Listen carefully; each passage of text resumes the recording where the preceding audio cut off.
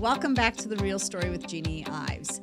In today's podcast, we're going to talk to Roman Golash. He is a retired U.S. Army colonel. He is Ukrainian by descent. I've had him on before. You've heard from him before about the Ukraine situation. Roman, welcome to the program. Thank you, Jeannie, very much. Good to be here. Yes, it's great to have you in studio. We can have this really more intimate conversation about exactly what's going on.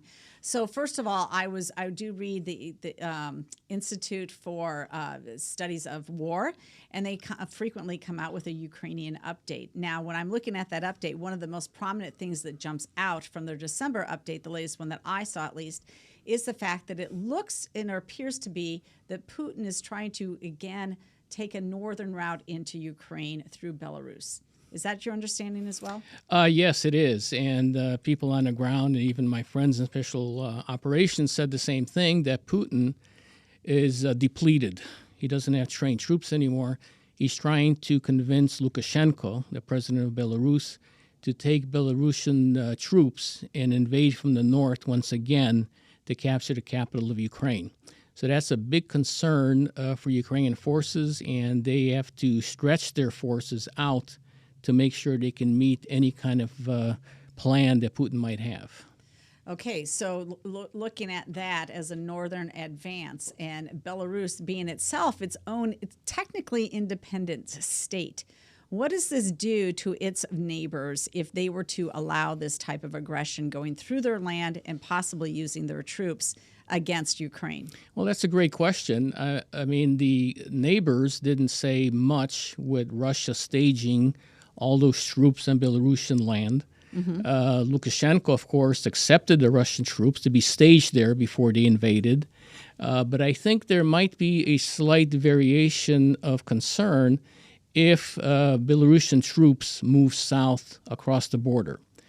This will be a provocation. This will be a new step, and it'll be interesting to see what will NATO do regarding that. I mean, how many steps does Putin have to take before NATO is pushed into some kind of additional settling or putting in troops or giving even additional aid? Well, so I don't recall, maybe you do, but when they were staging troops before and trying to go in through the northern border into Kiev at the very beginning, and when this all tipped off on February 28th, and that was their route of advance, I don't recall that the Ukrainians responded by actually taking out particular areas, targets of interest in Belarus itself. They pretty much stayed within their borders? And have they gone past their borders at this time to respond to the Russian aggression? Well, that's a very good point. It was the policy of the Ukrainian armed forces not to attack Belarusia.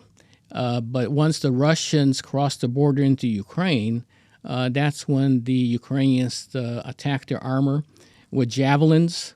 Those initial javelins, thank God, were provided by President Trump. But they did it inside Trump. Ukrainian borders, of course, correct? Yes, right? Once they crossed the border. Now, have the Ukrainians attacked Russia inside Russia's borders, or have they kept all of their attacks inside Ukraine? Well, initially, they were not going to attack Russia, but since then, they have. Okay. And what they have done is they have retrofitted old jet engines from shot-down Soviet planes and put together drones, which they sent to attack bases deep in Russia. Okay, and I'm trying to make a point here because, you look at military operations from all different levels, strategic, operational, and tactical, and they deal with how do you approach war.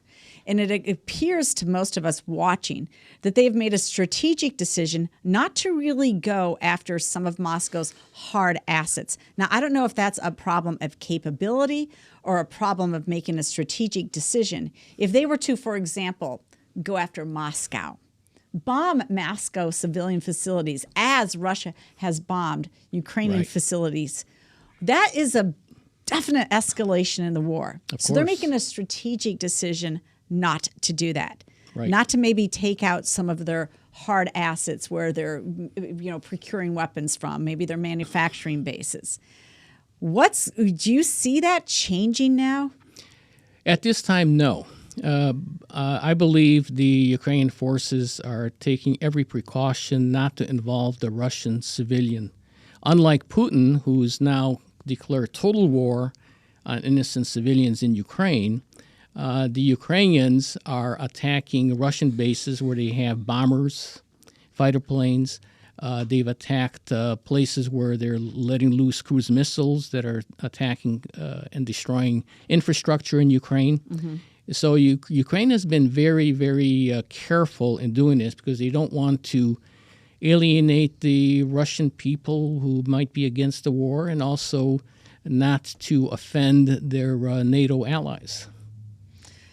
Yes, but when your enemy has declared and acts as if they are participating in total war against you, why are we not getting the same response? Is it a capability issue with Zelensky, or is it that they don't want to involve really the Russian people? Well, I believe it's both, because at the last press conference, President Biden was asked about long-range missiles, and he gave a jumbled type of response that, well, we can't because we don't, because NATO might fall apart. It was nonsensical. It didn't make any sense. Well, it doesn't make any sense. Listen, you don't get involved in military actions unless you intend, in my opinion, to win the war to your side. And we are now at 9 full months of this aggression by Putin into Ukraine. And we're at already over $100 billion now, with the latest $47 billion pledged to Ukraine in U.S. taxpayer support.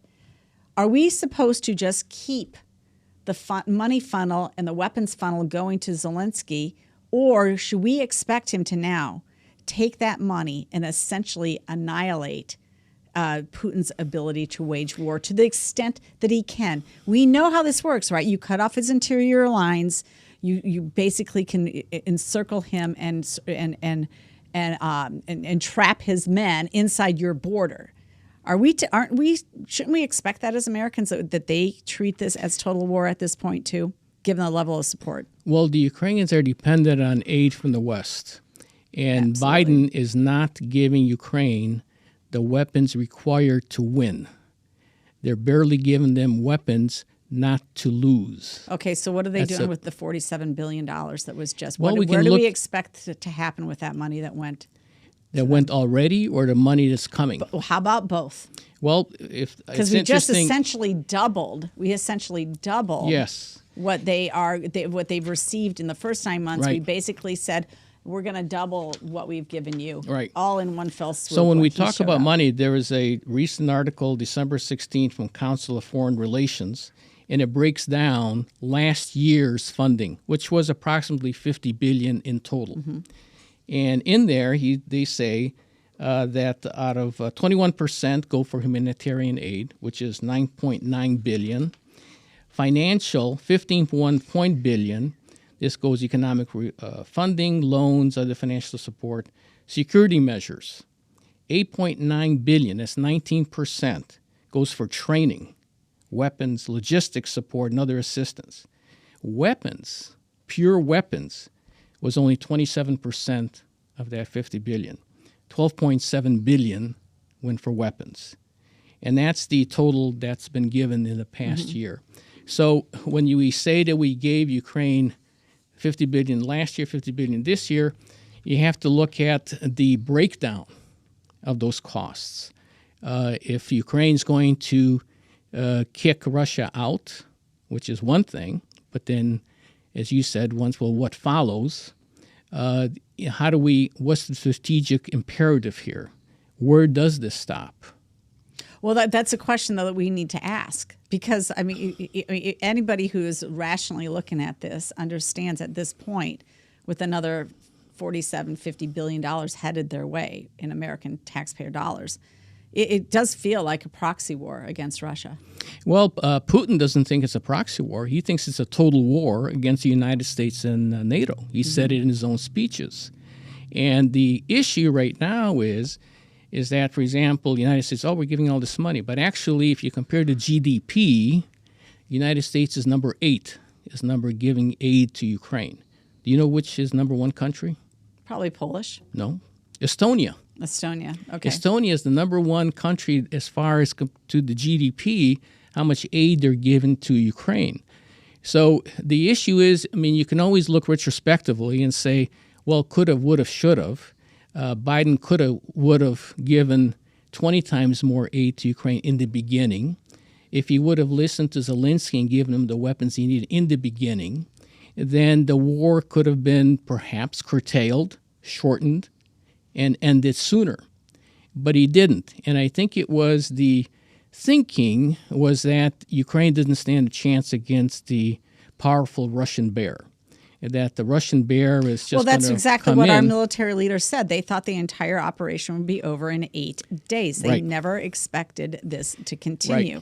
So there was no impetus. So obviously our leaders got it all wrong from the get-go. They didn't understand the Ukrainians' will to fight. They did not understand the response by the fellow NATO countries. And they totally misjudged it. So, it was misjudged, but it was also perhaps misinformed, because when I talked to people who trained our guys from Special Forces, for example, Dan, he was a sergeant major, and he was there. He left a couple of weeks before the invasion. He was there for years before that. And I called him. I said, how is it that Ukraine's been able to do this? He said, Roman, we've been training them very hard. They're accepting our training. Then they take our training, hybridize it, and use it to their full effectiveness with our weapons. And that, I think, is something that perhaps didn't make it through the CIA or the whatever agencies to whatever else. But I think it was also wishful thinking that the reputation that Russia had as the second most powerful military was going to roll over, and the Ukraine's going to raise their hands and say, enough, we're not going to fight. And as I mentioned before, the troops that came from Belarus down to Kiev brought their Class A uniforms with them, because Putin told them he's going to have a big parade down the middle of Krещатик, which is the main street in Kiev. It didn't happen. Okay, so there's been in recent months success by the Ukrainians both in Crimea and the Donetsk region, pushing it back against the Russians. So the Russians are also obviously in a little bit of a tight spot, as they have actually tried to start recruiting and forcing into service men of military age, and those men are hiding. And in some of the cases, they're leaving Russia to avoid their quote-unquote draft that they're going to have to do to raise the soldiers to take back the land. So, and I've also heard stories that Putin may be very near death. I've heard that as well. So we it seems like there's a little bit of unraveling in Putin's network and his ability to fight back. To what degree now is he going to further pay off the Wagner group, the mercenary group, to fight the war for him? And what will be the response? Well, the Wagner group, as you know, is a mercenary group. They're a bunch of fascists. They have swastikas tattooed on their bodies, and they're evil. They're the ones that go out of their way to kill civilians, shoot them in the back, etc., and try to take away. They don't have direct connections with the Russian military. They're almost an autonomous group that goes in there. But their best groups have already been decimated by the Ukrainians. And now they're taking, as well as the Russian military, are taking people from prison, rapists, murderers, to go to the front lines with no training. And it's pretty much like World War II, in which they say charge, and if you don't charge, the guy back, he's going to shoot you. And the Ukrainians are just mowing them down. So they have over now 100,000 dead Russians. And the kill rate is between, for example, like 1 to 10. So for every one Ukrainian gets killed, about 10 to 15 Russians get killed. And they were in Forbes magazine, had a nice article about a tank battle in which the Ukrainians were outnumbered 10 to 1, and they won. And this just comes down to training. Absolutely. Training, motivation, dedication, and working as a team. And I think this is something that they've learned. And thank God for President Trump, who did send those assets over to him. He did send all those javelins and stingers to him. And that's what initially stopped the... So speaking about Trump, I think some people's dissatisfaction with the additional money going to Ukraine is that just 2 years ago we were talking about Ukraine's corrupt government and being in bed with the Bidens. And now we're sending them billions of dollars, and it appears to be there's not a whole lot of accountability behind that. I mean, this is sort of the nature of war, where a lot of money gets thrown around and you don't always have perfect accountability. I get that. But to what extent should Americans be concerned about where their treasure's going? Well, I think accountability is always important. Audits are always welcome. But I think the call for audits is sometimes a call for disagreement because, for example, did we ever get an audit from Afghanistan? Yeah. The dismal retreat from there. The Republicans Which really precipitated, I think, Putin's move into Absolutely. I mean, Putin looks at Ukraine. what he did in Afghanistan and thought, well, this is easy pickings. So the audits are good, but I think they also have to look at, well, okay, but where's the audit from Afghanistan, Iraq, Vietnam, Korea? There were no major audits done. Our government was we were the fighting force there. Now we are sending it to a third party fighting force. Well, yes. And one that's government is known for being corrupt. Yes. And one that Trump was on a call, right? And got impeached over a call about. It's still proxy war against them. But talking about corruption, when Ukraine declared independence, when I was there in the 90s on multiple missions, I did see corruption. But I also saw the Russians just totally entangled in the Ukrainian military. And our G2 guys warned us when we went to Ukraine. They said, be careful whoever you talk to. There's too many agents, GRU, KGB, FSB agents around, so be careful doing it. And I ran into them. And they helped corrupt it. But as the years went by, since 91, each president tried to kind of change it. Mm-hmm. I don't know if you remember, you had Yushchenko, who was president. Yes. Mm-hmm. And he was a really good guy. He was married to an American lady here from Palatine, Illinois. Yes. Katerina Chumachenko. And the Russians hated him because he was too patriotic. He was too nationalistic. And they poisoned him with digoxin. Yes, I remember that. And he still holds the record of the only man to survive with that amount of digoxin given to him. So after Yushchenko, then they manipulated the elections. We're very familiar with manipulation of elections here. And Yanukovych came up, and he was a Russian puppet. And he started swinging back to the east, etc. Ukrainian people didn't like it, and they revolted, called the Maidan in central capital. And he left and went back to Moscow. Well, then they had elected, he got an oligarch, Poroshenko. Poroshenko was better than the earlier presidents, but he didn't move fast enough because Ukrainians wanted to go European Union, go west, and Poroshenko was kind of stuck, pressure from Putin here, and he kind of wavered. Well, suddenly this one guy comes out, Zelensky, out of nowhere, a lawyer, who said, my platform is going to be anti-corruption. And he started moving in that direction. And, of course, then we know what happened in 22 in February. Putin decided to attack. Mm-hmm. Putin was afraid that he's going to lose Ukraine, irregardless whether they're NATO or not, to the West. They were just facing West. They weren't facing East.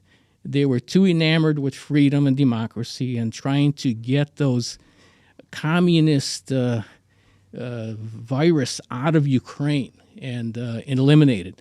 And they saw that as a threat because they want to have influence. Were you at all involved in the Serbian-Kosovo issues in the 90s at all? Well, I was in the reserves then. I was supposed to go on a mission to Bosnia at the time, but the mission got canceled.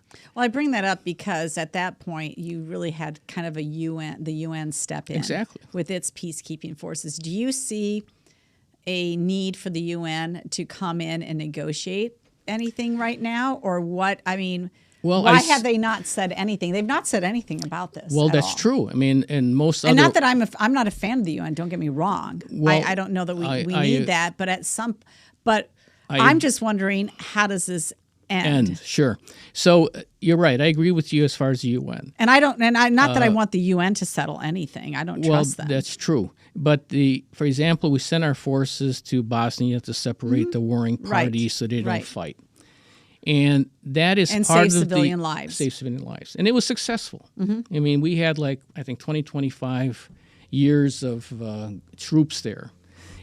So the same thing would have to happen in Ukraine. So if Putin says, okay, listen, my troops are gone, et cetera, I'm going to move back, and he have to move back to pre-2014 borders. Once he does that, then the UN / the United States would set up FOBs along the border as sentinel troops, just like in Bosnia. And that would be the best bet to stave off any kind of future incursions. But would Russia ever give up Crimea?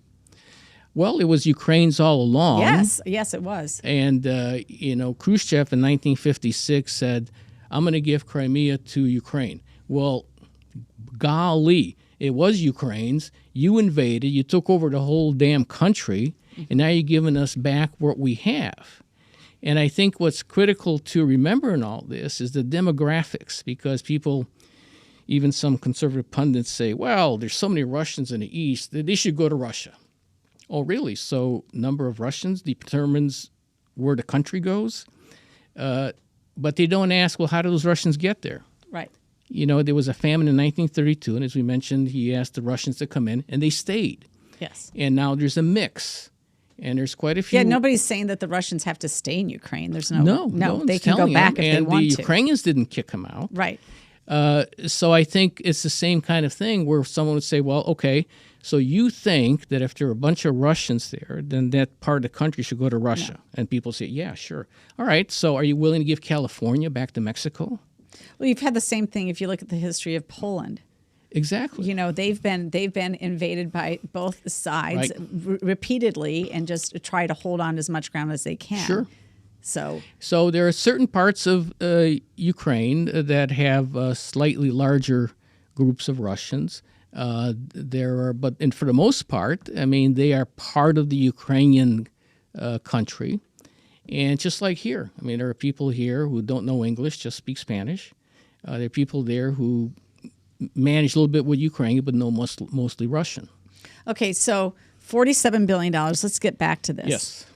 Because as somebody who has studied some of this war stuff, we'd want to see some decisive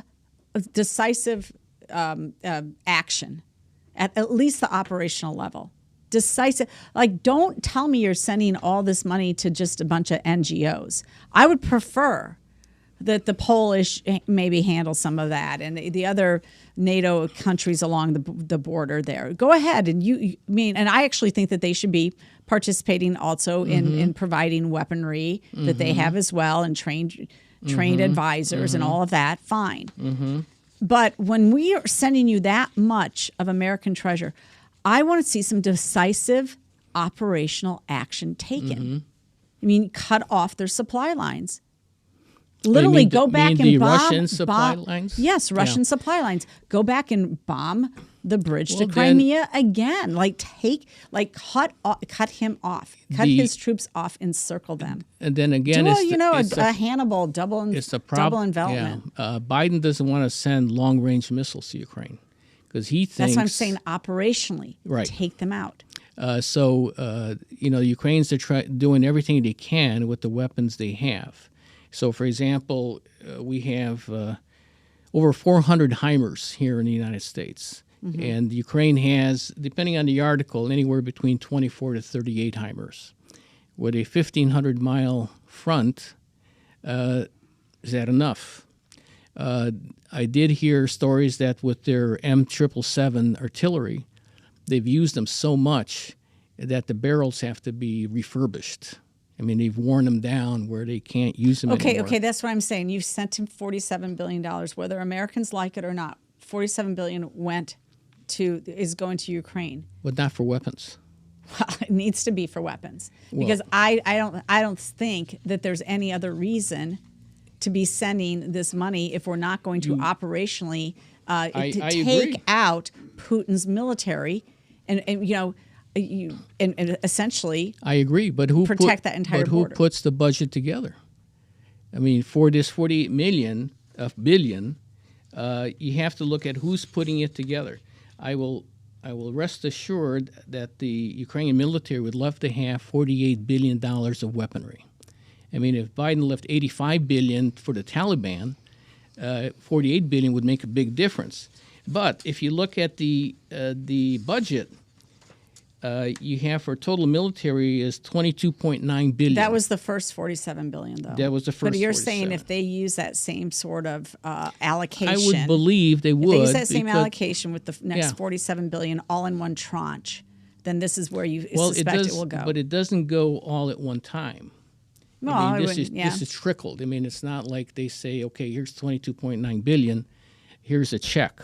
Ukraine does not take the money and then staves it off. Okay, so let's get down to the nitty gritty here. What should Americans expect in the next few months with the use of our money? What should we expect of them? Well, I think you're going to see another offensive around Bakhmut. I think there's going to be some more about Kherson, already evacuated. I think you will see more attacks in Sevastopol in Crimea. But at the same time, they're going to have to be vigilant that Belarusian troops don't start coming down on the capital. So I think that's where we're going right now for 2023. The good news is that we've trained, the West has trained thousands of Ukrainian troops now in various items. The last is they're training mechanics to work on U.S. warplanes. So we'll see what happens with that. If they get, for example, the newest variant of the F-16, that'll be a game changer as well. So we'll have to wait and see and do that and see what happens with it and hope for the best. And Putin might come to the negotiating table. Great. Good. Anything you want to add? Anything more that we should be talking about with respect to Ukraine? Well, I think, when you're talking about Kelly's article, yes. Yeah. It's just a couple of words. I mean, it was very interesting the way she wrote it. She seemed very angry, and she seemed to take it out on Zelensky and not on our government. So she used some poor choice of words to describe him. And I think that what she really meant, because in her article, half the article is actually about the spending on non-Ukrainian, but it seems it's very popular when they say 1.7 trillion, and then they go hypersonic on 48 billion for Ukraine. But there's huge amounts for a lot of other spending that's been going on. Oh yeah, it's a grotesque spending bill, which I plan to do an entire podcast on. And there's no reason for them not being brave enough and to break this up into 12 different bills and have a clean bill just for Ukraine. Well, that would have been preferable, let's be honest with you. But I will say this.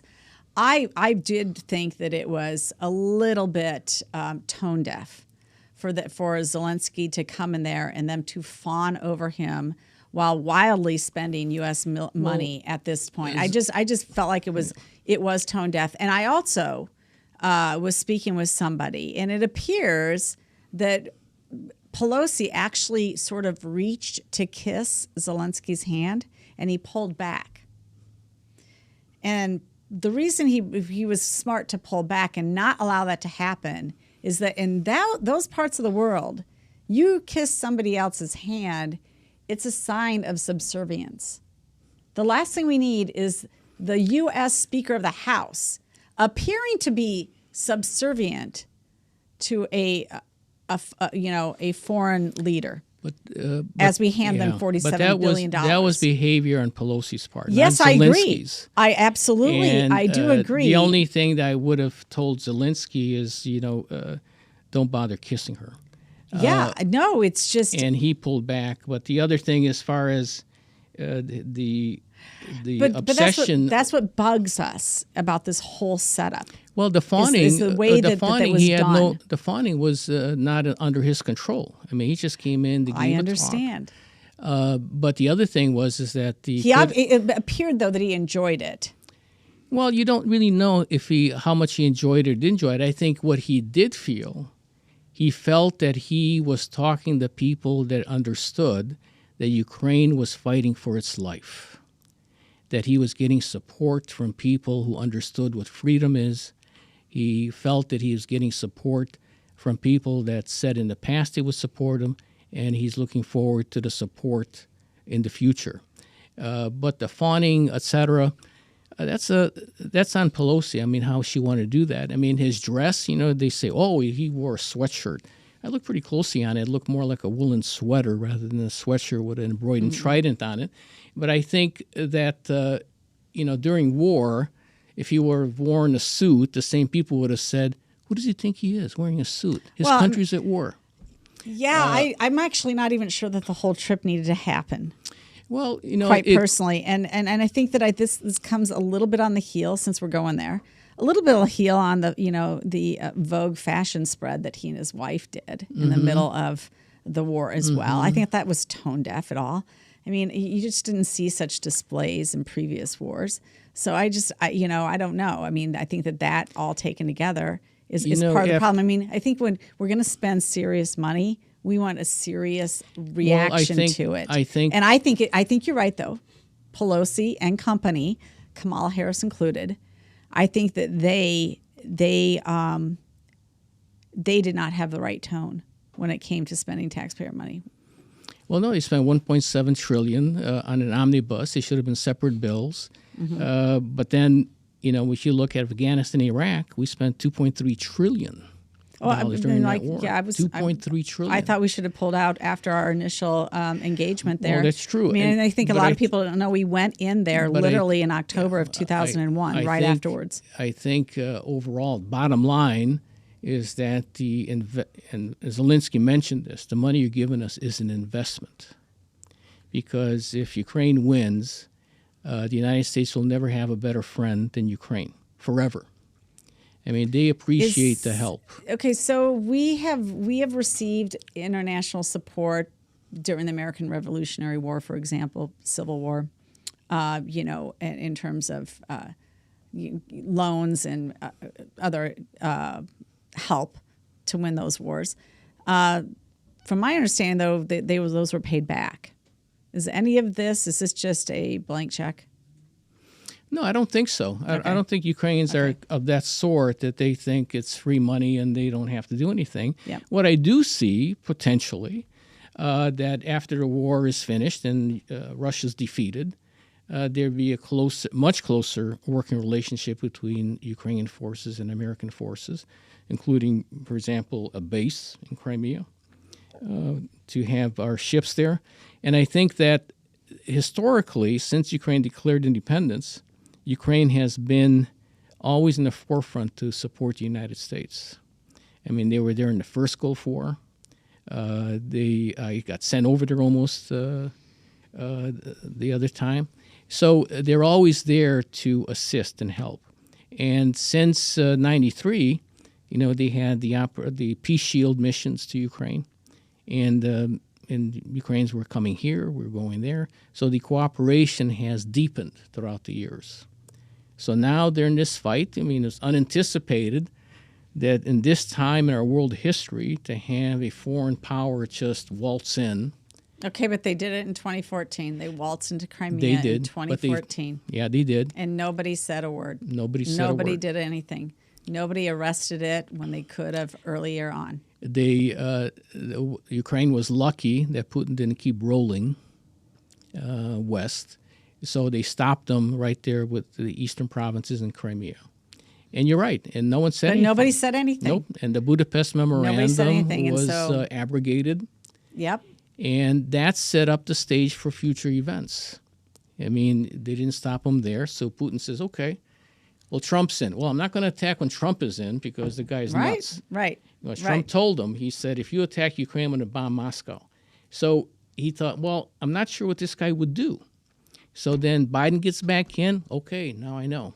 And he felt this was the time to reestablish the Soviet Union. Well, here's what we know. We know that leadership matters. Absolutely. 100%. That makes a difference. So thank you so much for coming on, because we were a little bit at odds with each other after I posted the Julie Kelly article. I think we understand each other far more. I think the Americans, though, should demand and expect that the money they're sending to Zelensky is used primarily for military operations to basically decimate Putin and draw him to the negotiation table, a negotiation that would include his removal from all areas of Ukraine. So that's my hope. We'll see if that happens. Okay. All right. Thank you so much, Roman. Thank you. Appreciate it.